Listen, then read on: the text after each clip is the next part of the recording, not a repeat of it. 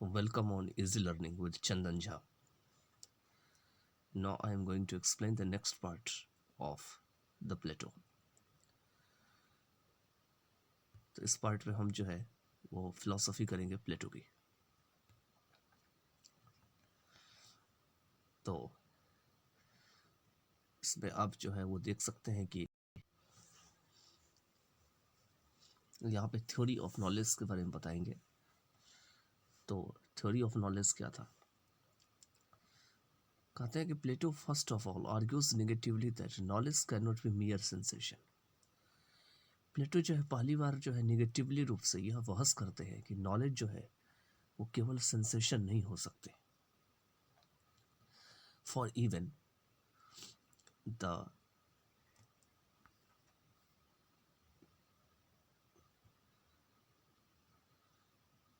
कहते हैं किसके लिए? डॉग के लिए भी जो है वो नॉलेज जो है वो सेंसेशन नहीं है। जिसके पास सेंसेशन होती है, which has sensation would have knowledge then. कहते हैं अगर ऐसा होता तो डॉग के पास भी नॉलेज होता, लेकिन ऐसा नहीं होता है। His positive theory of knowledge is given in the famous allegory of the cave.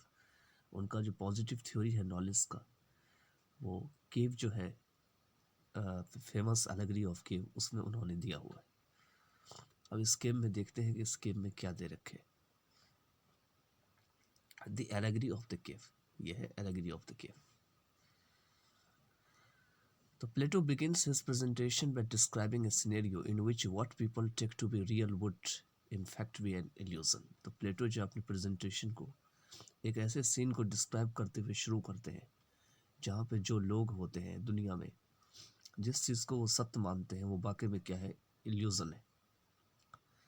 He asks Glaucon to imagine a cave inhabited by prisoners.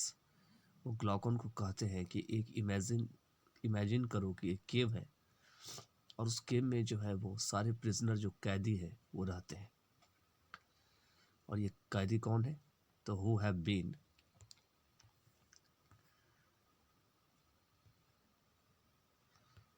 Chained and held immobile since childhood, जिसको कि बचपन से ही जंजीर में बंद करके रखा गया है और बिना हिले डुले हुए, बिना चले फिरे हुए उसको रखा गया है।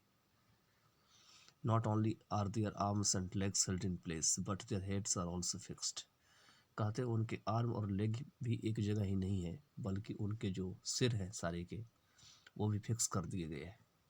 Compelled to gaze at a wall in front of them, और उनको मजबूर किए गए हैं कि उनके सामने जो वॉल है उसी को वो टकटकी लगा के देखते रहे।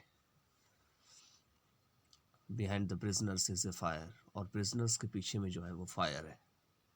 And between the fire and the prisoners is a raised walkway. और कहते हैं कि फायर और प्रिजनर के जो बीच में एक उठा सा जो है एक चलने वाला रास्ता है जहाँ से लोग होके चलते हैं। along which puppets of various animals, plants and other things are moved, जहाँ पे बहुत सारे जो एनिमल्स हैं, प्लांट्स हैं और दूसरे जो चीज़ें हैं उसको चलाए जाते हैं। पपेट का मतलब होते हैं जो पुतले होते हैं। The puppets cast shadows on the wall, और जो पपेट्स वहाँ से चल रहे होते हैं वो अपनी छाया जो है वो वॉल पे छोड़ते हैं। And the prisoners see this shadows, और प्रिजनर्स इन छायों को देखते हैं। They hear echoes of the wall from the noise produced from the walkway. They hear echoes of the wall, वो वॉल के जो इको होती है उसको सुनते हैं। और ये जो नॉइज़ होती है जो वॉल में आती है वो कहाँ से आती है? तो चलते हुए रास्ते से आती है, वॉकवे से आती है। It is reasonable to think that the prisoners would take the shadows to be real things. और यह सोच करके उचित हो जाता है यहाँ पर में कि प्रिजनर्स जो है वो जो शेडोज़ वो देखते हैं उसको वो रियल मान लेते हैं, और जो इकोज होती है उनको भी रियल साउंड मान लेते हैं।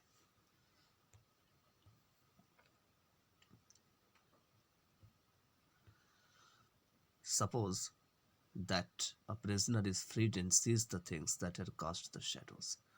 और मानिए कि प्रिजनर को छोड़ दिया जाता है और वो प्रिजनर जो है वो चीज़ों को देखता है जो चीज़ शैडोज कर रही थी उस दीवार के ऊपर जिधर की तरफ वो देख रहे थे। He would not recognise them, तो वो उसको नहीं पहचान पाएंगे। He would believe the shadows on the wall to be more real than what he sees. वह उन चीज़ों को देख करके उन चीज़ों को नकली मानेंगे, लेकिन जो वॉल पे शैडोज को देखे थे उसको वो असली मानेंगे। Suppose further that the man were compelled to look at the fire, he would be struck blind and try to turn his gaze back toward the shadows. और मानिए इसके अलावा कि मैन को मजबूर किए जाते हैं कि फायर की तरफ देखने के लिए, तो हो सकता है कि अंधे हो जाए या दोबारा जो है अगर वो फायर की तरफ देखे तो वो पलट करके शैडोज की तरफ देखने लगे। As toward what he can see clearly and hold to be real, मतलब जहाँ पे वो देख करके हमेशा उसको रियल मान सकते हैं या मानते हैं।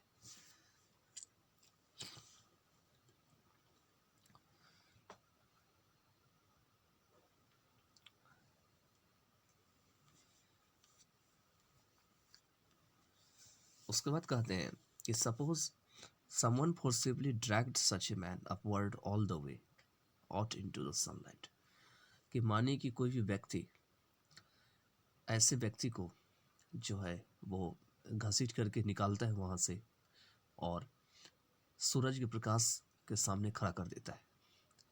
ही be distressed and unable to see anything at all, तो ऐसी स्थिति में वो व्यक्ति परेशान हो जाएंगे और किसी भी प्रकार की चीज़ों को देखने के लायक नहीं रहेंगे। Slowly he would see reflection of stars etc. in a pool of water in front of him. धीरे धीरे क्या होंगे तो उनके सामने में जो वाटर की पूल है उसमें जो आसमान में जो स्टार्स निकले हुए हैं उसके रिफ्लेक्शंस को देखेंगे। After some time on the surface, however, the freed prisoner would acclimate. और कुछ समय के बाद सरफेस पर में जो फ्रीड प्रिजनर है वो भी अपने आप को पाएंगे। He would see more and more things around him. वो अपने आसपास जो है अधिक से अधिक चीज़ों को देख पाएंगे। Until he could look upon the sun. यह तब तक देखते रहेंगे जब तक कि वो सन को ना देख ले। He would understand that the sun is the source of the seasons and the years. और वह मान जाएंगे जो सन है वो सारे सीजन और ईयर्स के कारण है या सोर्स है। And it's the steward of all things in the visible place. और जितने भी विजिबल प्लेस है उन सभी चीज़ों का एक मुखिया है या स्टीवर्ड है। And is in a certain way the cause of all those things he and his companion had been saying. और यही वो एक माध्यम है, वे है जिसके जरिए से वो सारी चीज़ें वो देख रहे हैं, चाहे वह देख रहे हो चाहे उनके साथी देख रहे हो। आगे है the meaning of the allegory, कि एलेगरी के क्या अर्थ है, मीनिंग क्या है। The allegory of the cave symbolizes 4 grades of knowledge. ये 4 जो है क्लास के जो नॉलेज है उसके बारे में बताते हैं। Through which the mind can ascend to the ideas, जिससे होकर के माइंड जो है वो आइडियाज तक पहुंचती है। Each level being represented by the particular state of man inside and outside the cave, और हर एक लेवल केव के अंदर या बाहर जो मानव के अंदर जो खास अवस्था होती है उसके बारे में बताते हैं। पाला है मैन इन चेन्स, जब मैन चेन्स में होते हैं तो उस समय क्या होती है, कंजक्चर होती है। This is the first level of knowledge, और ये नॉलेज की फर्स्ट लेवल होती है। The shadows and echoes are only reflections of other things, जो शैडोज और इकोज होते हैं वो दूसरी चीज़ों की मात्र एक रिफ्लेक्शन होती है, क्योंकि ये सारी चीज़ों कंजक्चर के अंदर रखा गया है। People in this situation are subjected to prejudices, passions, and sophistry, grasping even the fleeting shadows in an adequate manner. और ऐसी स्थिति में जो पीपल होते हैं वो किस चीज़ का विषय बन जाते हैं, तो प्रेजुडिस के बन जाते हैं, पैशन के बन जाते हैं, सोफिस्ट्री के बन जाते हैं, और यहाँ तक कि जो फ्लीटिंग शेडोज होते हैं उनको भी वो जो है इनएडिक्वेट मैनर में देखते हैं। मतलब इनका कहना है किसी शेडो के कारण किसी के अंदर शौक होती है, जलन होती है, ईर्ष्या होती है, उसको देख करके उसको पाने की चाहत होती है। Chained and without desire to escape, they cling on their distorted visions. कहते हैं उसको चेन करके रखा गया और बिना किसी इच्छा के वो नहीं वहां से भागना चाहते हैं, लेकिन फिर भी जिस विजन को या शैडो को देख रहे हैं उसके लिए वो अभी भी आशा करके बैठे हैं, क्लिंग करके बैठे हैं। तो बाद में यही प्लेटो जो है ये मनुष्य को जो है इस धरती से जोड़ते हैं। कहते हैं कि हमारे चारों तरफ जो चीज़ें हैं वो शैडोज़ के रूप में है और जिससे हम अट्रैक्टेड हैं, जिसको पाने की हमारे अंदर चाहत है। उसके बाद कहते हैं नेक्स्ट में, the man unbound in the cave. Man क्या है? केव में अनबाउंड है। ये एक उसका बिलीफ है,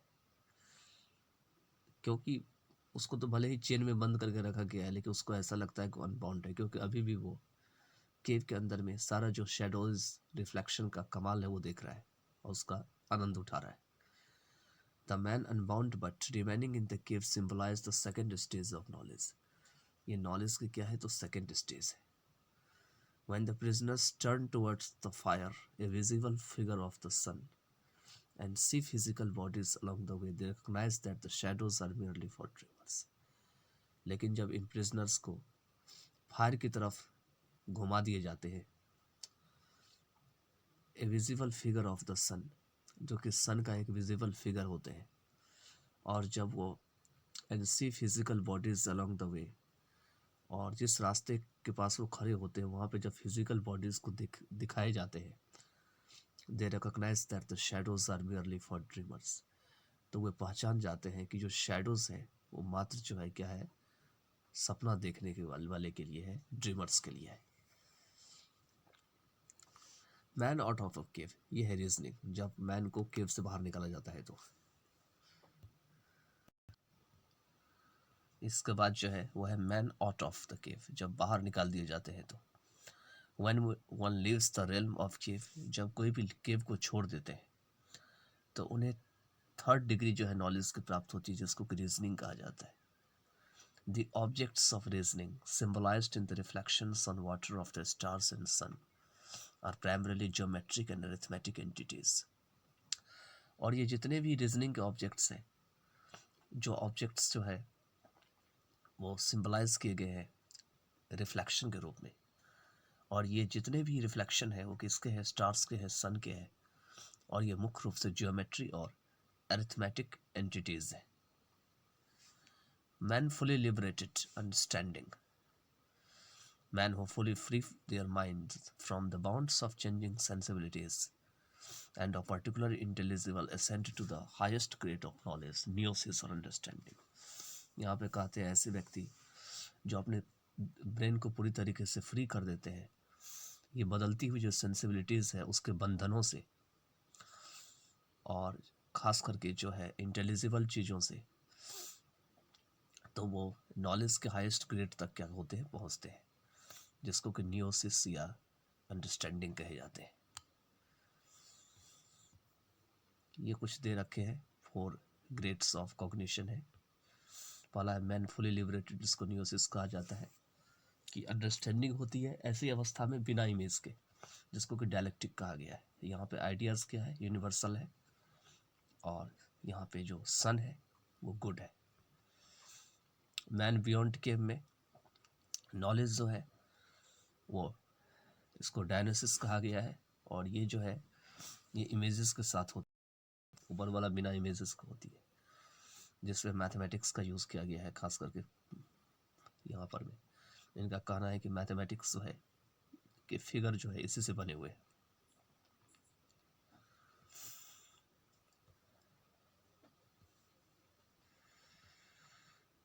उसके बाद है मैन अनबाउंडेड इन केव। जब मैन जो है वो केव में अनबाउंडेड होते हैं तो उनके अंदर ओपिनियन आती है, फायर जो है वो सेंसिबल सन बनती है, इमेजेस ऑफ आइडियाज़ तैयार होती है, नेचुरल और आर्टिफिशियल थिंग्स की।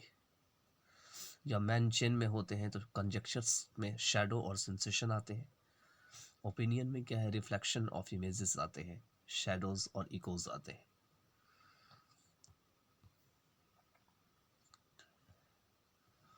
उसके बाद है इनसाइड द वॉल, वॉल के अंदर में।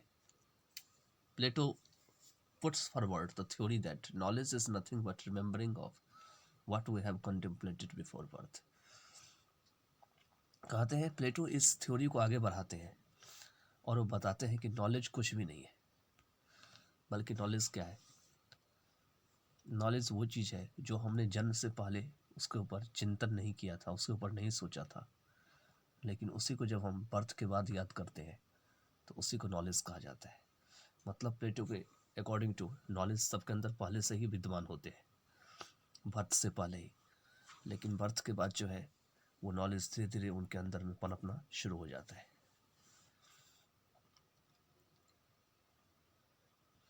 अब है आगे द प्रोसेस ऑफ रिमेम्बरेंस का।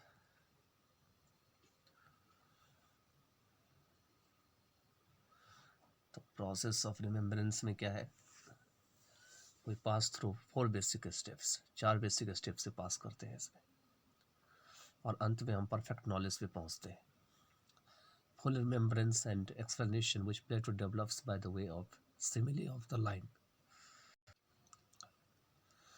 कहते हैं इसमें फुल रिमेम्बरेंस होती है एक एक्सप्लेनेशन की, जिसे प्लेटो डेवलप करते हैं सिमिली ऑफ द लाइन के माध्यम से, जैसे कि उन्होंने रिपब्लिक में भी कर रखा है।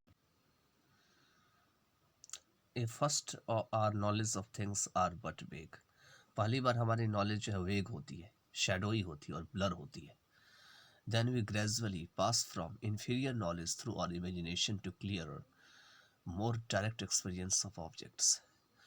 और उसके बाद क्या होता है, हम धीरे धीरे जो है वो कमज़ोर नॉलेज से क्लियर नॉलेज की तरफ पहुंचते हैं, जो कि अधिकतर हम ऑब्जेक्ट को देख करके पहुंचते हैं। और ये कैसे होती है, तो इमेजिनेशन के जरिए होती है। This is the level of firm ascent of faith. और ये ऐसा लेवल होता है जहाँ पे हमारे अंदर जो विश्वास होती है उसका एक फर्म एसेंट होता है, मतलब एक मजबूत सहमति होती है कि जिस चीज़ को हम देख रहे हैं वो चीज़ सही है। Next is the stage where our faculty of reasoning comes in to play. दूसरा ऐसा स्टेज होते हैं जहाँ पे हमारी रीजनिंग की जो फैकल्टी होती है वो अपना रोल प्ले करते हैं। As we begin to argue and make comparisons, जैसे ही हम आर्ग्यू करना शुरू करते हैं और कंपैरिजन करना शुरू करते हैं, तो ये सारा रीजनिंग के बदौलत होता है। Finally the highest level of knowledge, the realm of pure intellectual activity. अंत में जो हाईएस्ट लेवल ऑफ नॉलेज होते हैं जो कि इंटेलेक्चुअल एक्टिविटी की प्योर रेल्म या क्षेत्र होते हैं, जहाँ पे हम उन आइडियाज़ को चिंतन करते हैं, कंटेम्पलेट करते हैं, और उन आइडियाज़ से जितने भी आपस में जुड़े हुए चीज़ें हैं, इंटरकनेक्शंस हैं, उन चीज़ों को। इन ऑल दिस प्रोसेस, इन सारे प्रोसेस में, it is love which provides the essential dynamism and impulse in our ascent to the contemplation of the beautiful। यह मात्र एक लव ही होती है जो कि हमें एक आवश्यक डायनेमिज्म प्रोवाइड कराती है, हमारे अंदर में एक इम्पल्स तैयार कराती है, जो कि हमारी जो कंटेम्पलेशन होती है उसको ब्यूटीफुल तरीके से वहाँ तक पहुँचने में मदद करती है। This latter idea is constructed in the Symposium. और यही आइडिया बाद में उन्होंने सिम्पोसियम में लिख रखे हैं।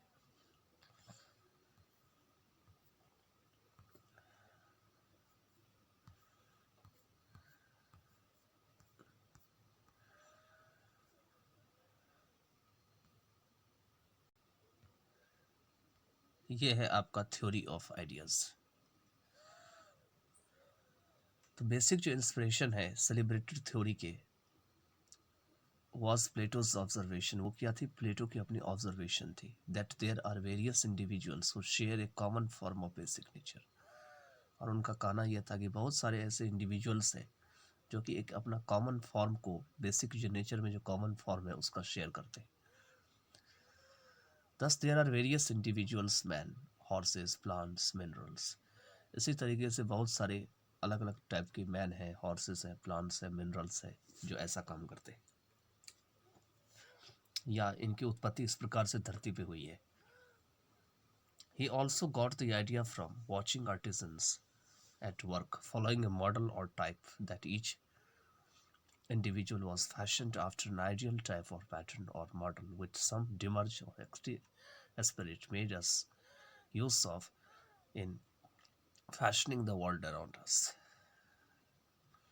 इसके बाद इनका कहना ये है, He also got the idea from watching artisans.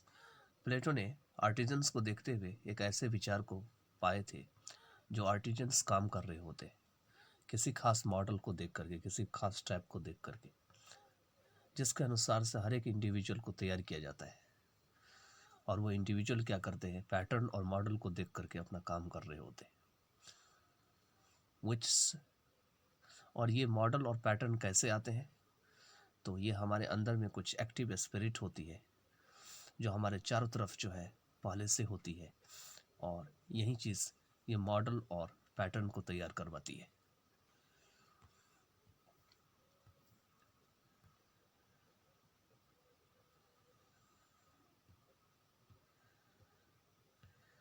Where later thinkers would give these forms a mere existence. और जहाँ पे बाद के जो विचारक आए थे उन्होंने इन चीज़ों को एक mere existence माना था. प्लेटो conceived of them as really existing somewhere. लेकिन प्लेटो कहते हैं कि वे कहीं न कहीं ऐसी चीज़ विद्यमान है, निवास करते हैं, in another mysterious world of shining light, जो कि दूसरी एक रहस्यमयी दुनिया है. Each ideal form is ideal in every sense of the term. हर एक आइडियल फॉर्म जो होती है आइडियल होती है किसी भी टर्म के सेंस में. That is, it is perfect and all we see in the world around us are but poor imitations of shadows of it. उनका कहना है कि जो भी चीज़ है सब परफेक्ट है, और जो भी चीज़ हम अपने चारों तरफ दुनिया में देख रहे हैं वो जो शैडोज़ है या पुअर इमिटेशंस है उनका नतीजा है, एज ए प्रेफर टू से, जो कि हमेशा वो बताते रहे. For some time Plato seemed to hesitate to say that there existed an ideal form of everything in the world. और कहते हैं, मालूम पड़ते हैं कि प्लेटो जो है इस बात को कहने के लिए हिचकिचाते रहते हैं, हेजिटेट करते हैं कि यहाँ पर जितनी भी चीज़ें दुनिया में अवेलेबल है उनका एक आइडल फॉर्म है, including such mundane realities as dirt and mud, जिसमें कि ये सांसारिक जो रियलिटीज़ है जिसमें डर्ट और मड भी आते हैं. अंत में finally he accepted the logical demands of that theory. उन्होंने उस थ्योरी को लॉजिकल डिमांड को एक्सेप्ट किया and admitted that this too had their place in the ideal world of forms. और बाद में उन्होंने स्वीकार किया कि ये जो दो होते हैं इनके भी अपनी जगह है इस आइडियल वर्ल्ड ऑफ फॉर्म्स में, जिसका नाम डर्ट और मड है, क्योंकि डर्ट और मड जो है इसमें कोई छाया नहीं होती है.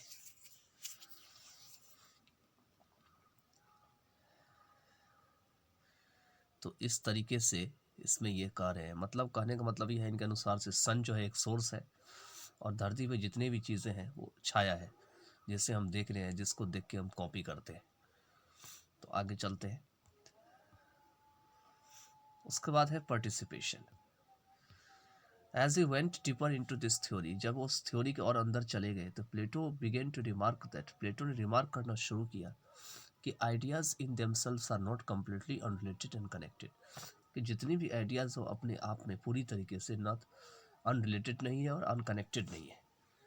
दस for instance the idea of dog would participate in the idea of mammal.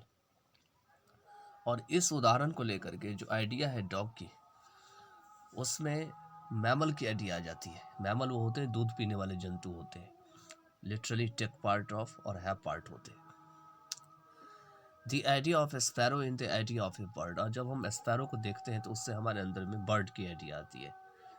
And both in third idea of animal, और दोनों में ही बदले में जो है एनिमल की आइडिया आ जाती है. Ultimately all the ideas participate in the supreme idea of form that of good. और अंत में जितनी भी आइडिया है उसमें सुप्रीम आइडिया आती है फॉर्म की, और उसका मतलब होता है good. The artists are copiers of copies, और कहते हैं कि आर्टिस्ट जो होते हैं वो पहले से जो कॉपी किया हुआ दुनिया में है उसको कॉपी करने वाले होते हैं। Plato would vanish them from his ideal state, और प्लेटो क्या करते हैं, अपनी इस आइडियल स्टेट से उन सबको बाहर निकाल देते हैं। इसके साथ अब हम दूसरे पार्ट में जाएंगे, क्योंकि यहाँ पे चेक योर प्रोग्रेस आ गया। तो चलिए हम मिलते हैं नेक्स्ट पार्ट में अब इसके।